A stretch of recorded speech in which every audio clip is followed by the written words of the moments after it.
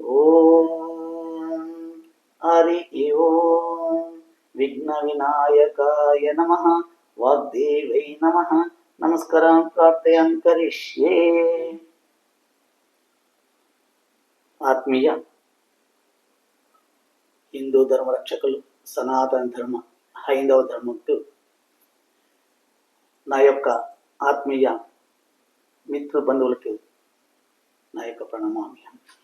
ఈరోజు చాలా ఆనందంగా ఉందండి, మీతో మాట్లాడగా మీతో పంచుకోవాలనేసి చాలా ఆనందంగా ఉంది. ఎందుకంటే మనము హైందవులము, మనము సనాతన ధర్మము, మనము మన యొక్క ధర్మాన్ని మనము నోరి విప్పి చెప్పుతేనే మనల్ని ఒక దొంగలాగా చూస్తారు, ఒక భ్రష్టులాగా చూస్తారు. ఇప్పుడు ఈ యొక్క డిజిటల్ యుగంలో వచ్చినాక మన ధర్మాన్ని మనం రక్షించుకుంటాం, మన ధర్మాన్ని మనం కాపాడుకుంటాం అనే యొక్క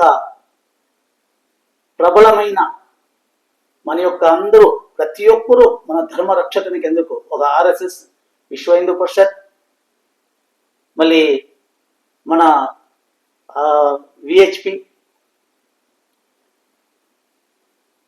మళ్ళీ మన హైందవ ధర్మ రక్షకులు ఇప్పుడు యూట్యూబ్లో కొందరు ఎందరో మహాత్ములు ఎందరో తమ శక్తి వంచన లెక్క పోరాడుతున్నారు.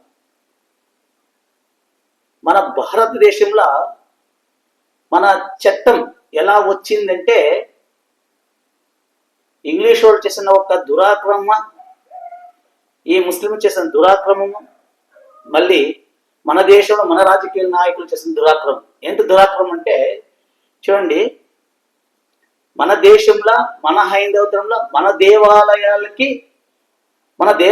పైన పెత్తనం ఎవరిలో ఉందంటే గవర్నమెంట్, రాజకీయ నాయకుల చేతిలో. వాడు ఎవరైనా కావచ్చు. ఆ రాజకీయ నాయకుల చేతుల మీద మన కబస్తలు వాళ్ళు బంధించినారు. ఒక దేవాలయం మీద మనం అడిగే హక్కు లేదు. మన దేవాలయంలో మన భక్తులు, మన హిందువులు మనమేసే డబ్బుని, ఆ డబ్బుని ఎత్తుకొని పోయి వాళ్ళు క్రిస్టియన్స్ కమ్యూనిటీకి, మళ్ళీ ముస్లిం కమ్యూనిటీకి ఇస్తారు. వాళ్ళందరికీ వచ్చేస్తారు. అది ఒకటే కాదు, ప్రతి ఒక్క దానికి దాంట్లో డబ్బులు రాజకీయ నాయకులు తినేస్తారు. దాన్ని అడిగే హక్కు ఎవరికి లేదు. అది గవర్నమెంట్ ఆధీనంలో ఉంటుంది.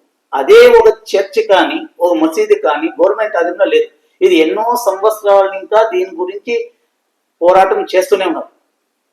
2022లో ఉత్తరప్రదేశ్లో కూడా లాయర్ కోర్టు కేసు వేస్తే సుప్రీంకోర్టు జడ్జి చంద్రచూడ్, మళ్ళీ ఇంకొకరు ఎవరు ఉన్నారు, ఇద్దరు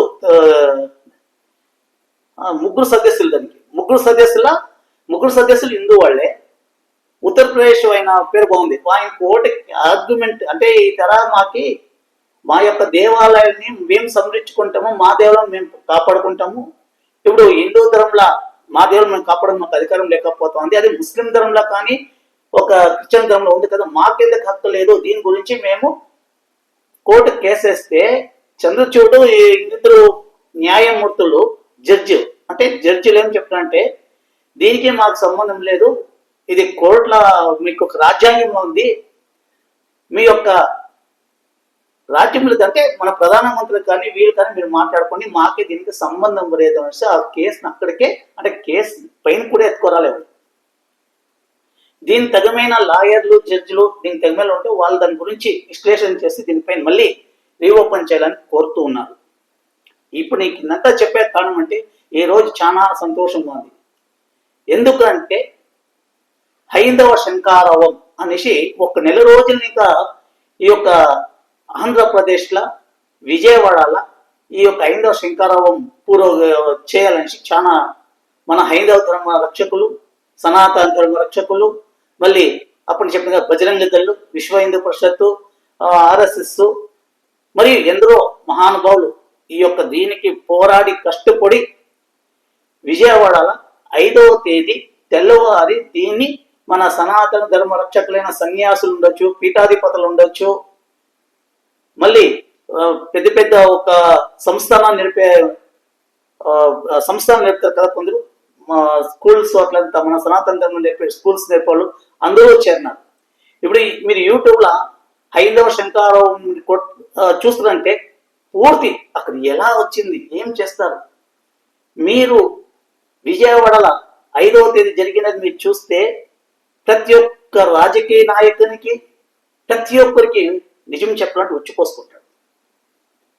ఒక రాజకీయ నాయకులు ఎవరే కావచ్చు, భారతదేశంలో రాజకీయ నాయకులు వాడు ఏమన్నా పార్టీ నేను ప్రచారం చేస్తానంటే వానికి సారాయి పోసి, బ్రాండీ పోసి, డబ్బులు ఇచ్చి, మళ్ళీ వానికి బిర్యానీ పట్టాలు పెట్టి, వానికి బస్సు సౌకర్యాలు పెట్టి తోడుకొని వస్తారు. ఇప్పుడు మన హైందవ ధర్మం అది ఆంధ్రప్రదేశ్లో, ఎందుకంటే ఆంధ్రప్రదేశ్, తెలంగాణ, ఈ యొక్క తమిళనాడు, పాండిచ్చేరి, ఈ కేరళ, అట్లయిపోతే మీరు గోవా, మహారాష్ట్ర కొంచెం కష్టమైపోతుంది. ఒక చూసుకోండి, కలకత్తా అంటే కలకత్తా నీకు అట్లే కిందకు వస్తుంది ఆంధ్రప్రదేశ్, ఆంధ్రప్రదేశ్ ఇంకా తమిళనాడు, తమిళనాడు నీకు అట్లే కేరళ, కేరళ నీకు గోవా. ఈ ప్రాంతంలో మొదలుగా వీళ్ళు పోర్చుగీస్, డచ్ వారు, బ్రిటిష్ వాళ్ళు, వీళ్ళు వచ్చినప్పుడు కంపల్సరీగా వీళ్ళు మన మతాన్ని మార్పిట్టేసారు. ఫస్ట్ వ్యాపారంకి వస్తారు, వ్యాపారం ఇంకా మతాన్ని మార్పిట్టేసుకోవచ్చు. ఈ మత మార్పిడి ఎట్లా అంటే మనకు తెలియకుండానే కొన్ని, అది చెప్పాలంటే చాలా పెద్దగా ఉంది. చెప్పేది ఎట్లా చెప్పచ్చు, నేను వివరించి చెప్తే చాలా పెద్దగా ఉంది. నేను చెప్పేది ఉదాహరణకి ఈ మత మార్పిడికి చాలా అయింది. ఇప్పుడు ఎగ్జాంపుల్ ఆంధ్రప్రదేశ్ తీసుకున్నారు, కమ్మవారు, రెడ్డివారు, మరి నాయుడులు, వీళ్ళంతా మన పేర్లో ఉంటుంది. ఇప్పుడు ఎగ్జాంపుల్ రాజశేఖర్ రెడ్డి సీఎం అయినాడు, వాడెవడు క్రిస్టియన్. జగన్మోహన్ రెడ్డి క్రిస్టియన్. జోగి రామరెడ్డి క్రిస్టియన్. ఎందుకు కావాలండి, లెక్కలేన అనిల్ బోరారెడ్డి మోసరు, వాడు క్రిస్టియన్. రాజకీయ నాయకు అక్కడ ఎవరినైనా తీసుకోండి, శ్రీరామ గుప్తా, ఆయన క్రిస్టియన్. పేర్ల మంది, వ్యవహారం మంది, డబ్బుల మంది, వాన్ మొత్తం క్రిస్టియన్ మొత్తం. వాడిని ఇంకా ఎందరో పోతాం. వాళ్ళనికి సినిమా యాక్టర్ ఎగ్జాంపుల్ జయసుధ, ఈ సినిమా యాక్టర్ ఎందుకు కావాలని సినిమా యాక్టర్, వాడు రాజానిష్ ఒక యాక్టర్ ఉండే, వాడు మన అంతా హిందూ ధర్మంలో ఉన్నాడు, వాడు క్రిస్టియన్స్.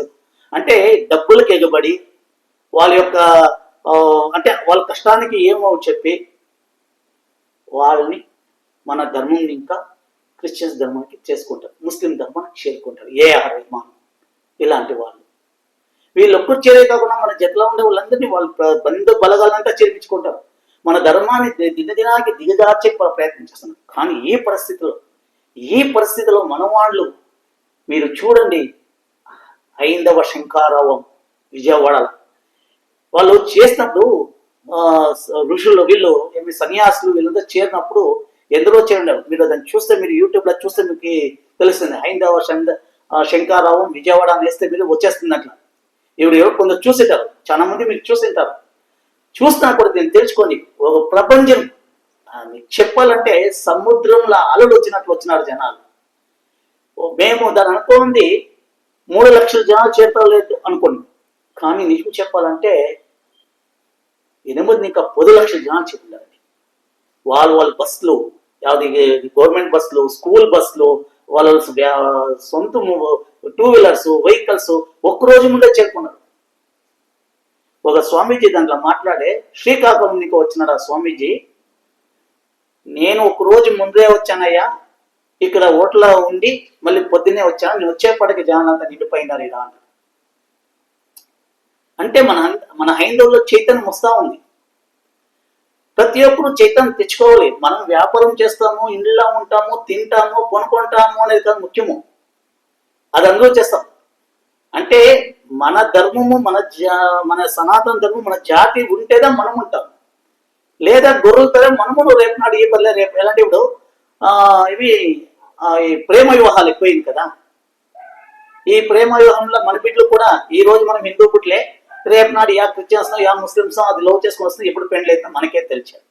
అందువల్ల ప్రతి ఒక్కరు మేల్కోండి, ఇంట్లో మీరేమైనా చేయండి, మన ధర్మాన్ని రక్షించుకొని. ఇప్పుడు ఇది చేసేది ఎందుకంటే మన దేవాలయాలు, మన ధర్మ రక్షణ, మన యొక్క దేవాలయాలు మనం కాపాడుకుంటాము, మన ధర్మాన్ని మనం కాపాడుకుంటాము. మనం వేసే ప్రతి ఒక్క దేవాలయంలో మనం వేసే, అంటే మన హిందువులు దేవాలయంపై దేవునికి సమర్పణ చేసే యొక్క సొమ్ముని మనమే కాపాడుకొని మన దేవస్థానాలు కానీ మన యొక్క హిందూ ధర్మం కావాల్సిన రక్షణ మనం చేసుకుంటాం అనేసి ఈ పోరాటం చేస్తున్నారు.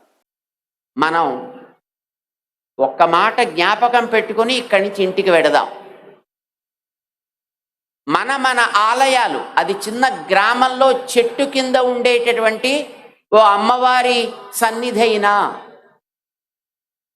ఎప్పటి నుంచో వందల సంవత్సరాలుగా వస్తుండేటటువంటి ఒక పెద్ద ఆలయమైనా, అక్కడ జరిగే ఆరాధనాది విధానాలని నిర్ణయం చేసేటటువంటి సంప్రదాయ ధార్మిక ఆచార్యులు పెద్దలు ఉన్నారు. వారి ఆదేశానికి విరుద్ధంగా అక్కడ ఏమీ జరగకూడదు. ఇది ఒకటి. రెండవది, ప్రతి ఆలయానికి కొంత ఆస్తి ఉంది. ఒక్కొక్క ఆలయానికి 1000 ఎకరాలు ఉంది. ఒక ఆలయానికి హుండీలో వచ్చే 4 డబ్బులు కావచ్చు. ఆ ఆస్తి ఈవేళ మనకి తరిగి కనిపిస్తోందంటే దాన్ని ఆక్రమించుకున్నటువంటి వాళ్ళు మధ్యలో ఎంతో మంది ఉన్నా, 1996వ సంవత్సరంలో సుప్రీంకోర్టు ఒక నిర్ణయం చేసింది. ఆలయానికి చెందిన ఆస్తి ఎప్పుడు ఎక్కడ ఉన్నా, అది ఎన్ని చేతులు మారినా అది తిరిగి ఆలయానికే చెందించబడుతుంది. అందరినీ కూడా పక్కకి తొలగించడం జరుగుతుంది అనేది సుప్రీంకోర్టు నిర్ణయం చేసి ఇచ్చింది. అది అమలు జరిపించాల్సిన బాధ్యత మనందరికీ ఉంది. ఎందుకంటే ఆలయాల మీద ఆధారపడ్డ వాళ్ళ మనమే. అందుచేత మనం కోరేది, ఆలయాల యొక్క ఆస్తులను ఎవరెవరు ఎక్కడెక్కడ ఎంతెంత ఆక్రమించుకున్నారో అవన్నీ మళ్ళీ తిరిగి ఆలయానికి వచ్చేట్టుగా చెయ్యాలి. అడుగుదామా వద్దా? ఇది నెంబర్ 1. నెంబర్ 2, ఆలయాల్లో జరిగేటటువంటి ఏ ఆరాధన సమయాలు, ఆరాధనలో వాడే పదార్థాలు, ఆరాధనా సంబంధమైనటువంటి అంశాలని ఆయా ఆలయాలకు సంబంధించినటువంటి సంప్రదాయాన్ని, ఆగమాన్ని, పద్ధతిని తయారు చేసినటువంటి వ్యక్తులెవరో వాళ్ళ ఆదేశానికి అతిక్రమించి ఏ అధికారి కూడా జరపడానికి వీల్లేదు. ప్రతి ఒక్కరు దీనికి జయకరం చెప్పండి. ప్రతి ఒక్కరు దీని యొక్క ప్రతి ఒక్క గ్రామంలో కూడా చేయాలి. ఆయా గ్రామంలో కూకొని మాట్లాడుకొని 15 రోజులకు, నెలకు, 2 రోజులకు, 3 రోజులకు మన హైందవ ధర్మ భక్తులందరూ కూకొని సనాతన ధర్మంలో కూర్చొని మనం మాట్లాడాలి. నేను ఒక చెప్తాను, బాగా అర్థం చేసుకోండి. మనము ఇంటి లోపలుంటే మన జాతి, మన ఇది అంటే మన అన్ని జాతులను పంగడాలు ఉంది. మన జాతి కాదు, ముస్లింస్ లో 150 పంగడాలు ఉంది. మీరు అడగని ముస్లింస్ మీ సోదరులు ఉంటే ఆ టోపీ పెట్టుకుంటారు కదా, ఆ టోపీలో కూడా అంటే వాళ్ళు వేరే గుండు టోపీ పెట్టుకో ఒకటి, పొడుగు టోపీ పెట్టుకుంటే ఒకటి, కలర్ పెట్టుకుంటే ఒకటి, ఆ టోపీలు పెట్టుకుంటారు. ఆ టోపీల్లో కూడా వాళ్ళ జాతిని వాళ్ళు చూపించుకుంటారు. మనం అనుకోనొచ్చు మన దాంట్లోనే, మన హిందూ ధర్మంలోనే ఇన్ని ఉంది అనేసి. వాళ్ళ దాంట్లో అన్నీ ఉంది. వాళ్ళ దాంట్లో ఎన్నో వాళ్ళ పంగడాలు ఉంది. క్రిస్టియన్స్ లో చెప్పే పనిలే. ఒక చర్చినికి ఇంకో చర్చి పోయట్లేదు. ఈ చర్చలు ఆ చర్చలు ఉంటాయి. తొప్పితారు వాళ్ళు. శ్మశానం పోతే కూడా మన ఈ శ్మశానికి ఆ శ్మశానం తీసుకొని పోలే. మన దాంట్లోనే పర్వాలే. హిందూ రుద్రభూమి అంటే మన హిందువులు అందరూ పోతారు. అక్కడ కాపోలు, బల్జోలు ఎక్కువ అందరూ పోతారు. నాకు అక్కడ లేదు. అంత ఘోరంగా ఉంది. పరాయి ధర్మాలు అంత ఘోరంగా ఉంది. వాళ్ళు దానంతా మూసిపెట్టి మన ధర్మం పైన ఉండేదని ఎత్తెత్తి చూపిస్తారు. మన ధర్మం నుండి వివక్షత చూపిస్తారు. వాళ్ళ ధర్మం నుండి వివక్షత చూపిరు. ప్రతి ఒక్కరు హైందవ ధర్మ రక్షకులు, ప్రతి ఒక్కరు నా ధర్మం నాది. మీరు ఇళ్ళ లోపల జాతి మతము మీ ఇళ్ళ లోపల ప్రతి ఒక్కటి చేసుకోండి. యూట్లోకి వస్తే మనమందరూ ఒక్కటే. మనమంతా సనాతన ధర్మము, మనమంతా భారతీయులమే.